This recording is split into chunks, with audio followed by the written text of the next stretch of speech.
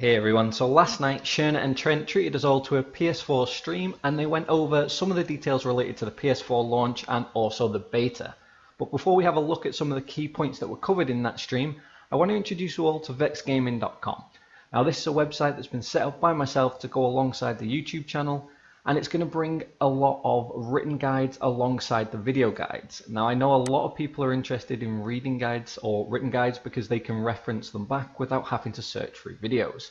So one of the most important ones here for a lot of the new players to PS4 is the Black Desert, PS4 and the Xbox leveling guide. So in this guide I cover off everything that you need to know about leveling, from experience buffs through to whether you should be doing the main story, grinding, or if you should get boosted once the console version actually launches on PS4.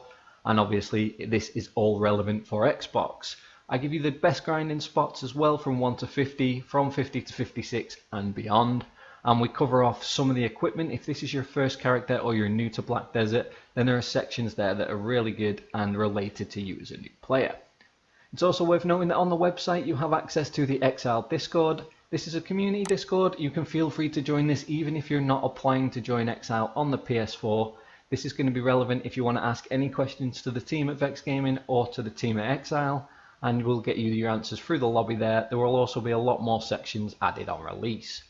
But anyway, on to what you're here to watch and what you're looking to find out, and that's a rundown of the key information from the PS4 stream. Okay, so one of the most frequently asked questions is when you'll be able to download the beta. So it was confirmed on the stream that we already know the beta times are going to run from August the 9th, midnight PDT, right through till the 13th at 2 AM PDT, and you're going to be able to pre-download the client from the PSN store on the 7th. Now they're hoping to have it on the PSN store around 12 AM PDT from the 7th.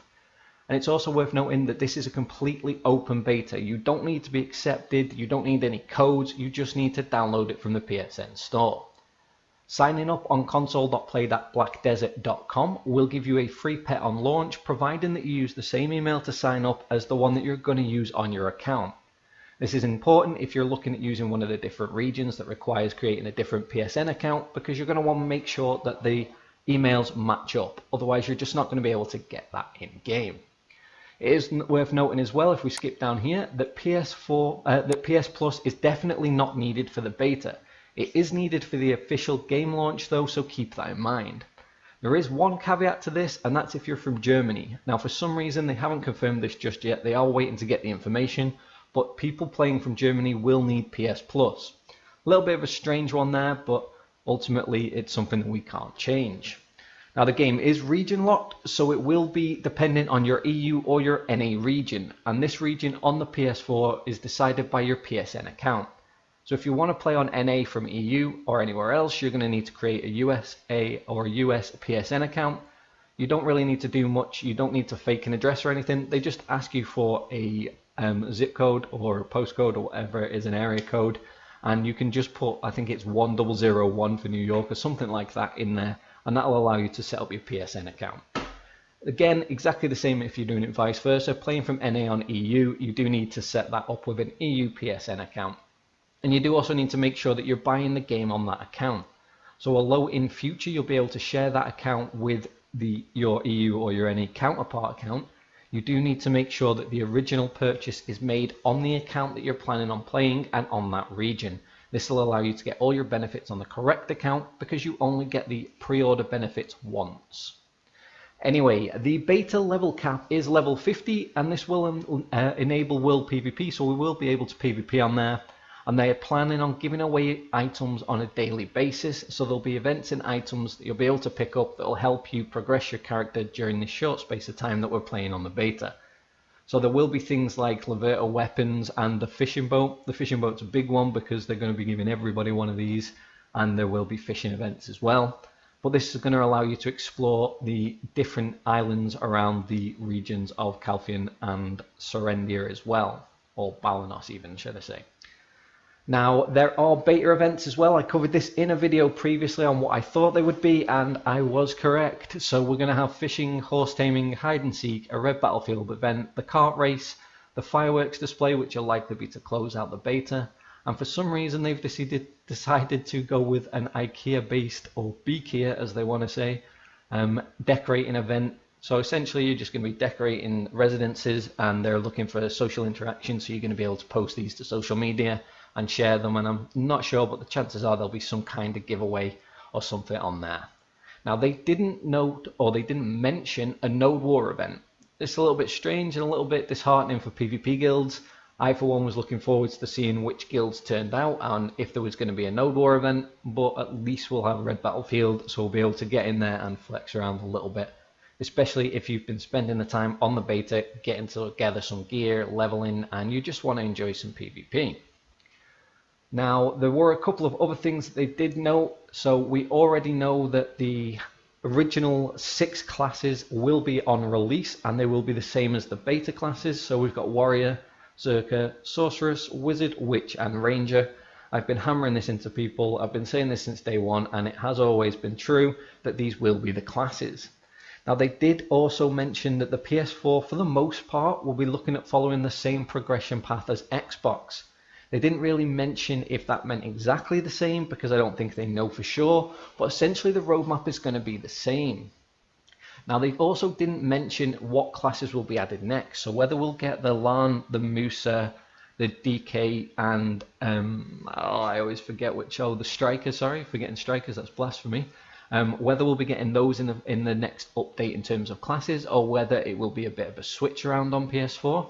Be interesting to see. However, they did say that they're hoping to have the roadmap, or they will have the roadmap and the classes to be released announced during the Gamescom, which is around the 20th and the 21st of August. So it falls in with launch, so we won't be in the dark for long.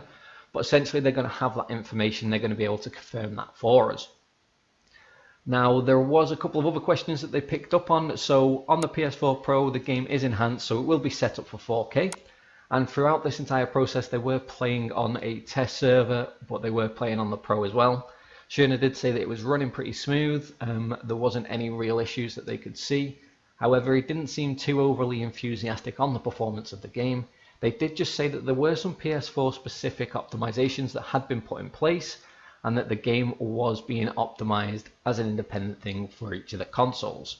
So hopefully people that have the original PS4s aren't going to be struggling with massive issues in terms of performance, but at least we know that when it comes to the PS4 Pro, everything looks to be running smooth, obviously without having players on the servers, without seeing what it's like in mass PvP or in really populated areas. We're not 100% sure how this is going to play out, but it is good to know that they are pushing for performance optimization. And something that keeps getting raised all the time is about the graphic settings and having a potato mode essentially for mass PvP. This is huge if they can get this put onto the console, and Shirna and Trent have both said that it's something they have been pushing towards the dev team, that it is something that we need the ability to do, to completely lower the graphic settings to hopefully pull out better performance during those big sieges and those big node wars. So I've got my fingers crossed for that one. Hopefully it's something that we do see sooner rather than later. But again, ultimately, we don't know what's going through the devs' minds or what they're actually capable of doing within the scope of the actual game itself and the console's performance. They did note as well that keyboard and mouse won't be supported. We did all know this. People were hoping that there would be a case where PS4 would allow us to use mouse and keyboard, but the reality is the difference between somebody playing on mouse and keyboard and playing on a controller is just astronomical. A lot of people that want PS4 to be keyboard and mouse compatible will always say, well, everybody could do it, they just need to buy a cheap keyboard and mouse. But ultimately, that's not the point of a console. Consoles are meant to be something that you can sit down and play on the sofa, you can relax, you don't need to be sat at a desk with a keyboard and mouse. So I'm glad that keyboard and mouse isn't there. However, they do need to do something with the right analog camera sensitivity. And it is something, again, that they've raised to the devs, that they have pointed out some classes, things like Musa and Sork, are highly reliant on this camera sensitivity. And with the way it currently is in game, it's just not working that well. There is a workaround for it that people have found using third-party controllers that have built-in remapping and built-in chips that allow you to change the sensitivity of the sticks, and remap keys to things like paddles on the back are a good workaround. So if you are thinking of playing one of those classes, then you might want to look at investing in one of these. But I'm fully with everybody, it shouldn't be something that you have to pay for. It should be something that's put in the game that allows the camera to be a lot more sensitive so that the classes can play at their best. Now, finally, one of the other things that they did mention are the quality of life changes that have come over from Xbox. So there are quality of life changes that will be put in from launch. They haven't gone into any specifics, so we're not 100% sure what they're going to be, but a lot of the quality of life changes that were missing did really help to improve the game. Things like the ability to enhance versus durability, the purifying vendors in the Invelia, for example, to allow you to downgrade gear. Those are just two things that spring to mind that I would like to see on release. Hopefully they are there. We'll know a bit more once the beta launches and we get to have a play around on the beta and see what systems are in place. But there were a whole host of quality of life changes that were drip fed into Xbox that didn't alter the game hugely and should probably be there from day one. Overall, there wasn't a huge amount of information on the stream. They did go through a lot of details in terms of introducing people to basic elements of the gameplay. So they went through a lot of the basics in terms of fishing and how to AFK fish, explained a little bit on gathering and life skilling, talked about how the game's a marathon and not a sprint. But overall, for an hour or so that they were on stream, these were the key bits of information that I personally took away from that, and I wanted to share with everybody so that you weren't watching the whole stream or you weren't hoping to get a little bit more information out of the stream that you were already going to get. As always, guys, I hope you found this video useful. If you have, hit that subscribe button. Like I said, check out vexgaming.com as well. There'll be a lot more content coming to the website soon. I'm looking to add a lot of written guides as reference for people that go alongside my video content and my regular updates. I am going to be streaming from the beta all the way through the weekend. I'm doing a long 10-hour stream, if not more, probably closer to 20 hours on the Friday once I finish work. So I worked out to be at around 5 PM PDT for most people. So I will be streaming for both EU players and NA players. So pop on down to the channel, come and have a chat, introduce yourself, come and say hi in game. I look forward to seeing everybody there. Take care, guys, and I'll see you in the next video.